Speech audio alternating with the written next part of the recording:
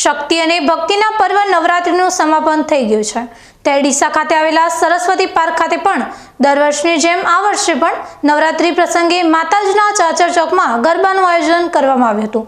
નવરાત્રિના છેલ્લા નોરતે સરસ્વતી પાર્કના રહીશો દ્વારા યોજાઈ મોડી રાત સુધી રાસ ગરબાની રમઝટ બોલાવવામાં આવી હતી।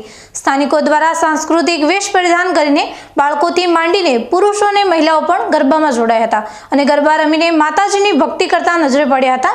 સરસ્વતી પાર્કમાં દર વર્ષે નવરાત્રિ મહોત્સવનું આયોજન કરવામાં આવે છે અને આ વિસ્તારના લોકો એકતાનું ઉત્તમ ઉદાહરણ પૂરું પાડે છે।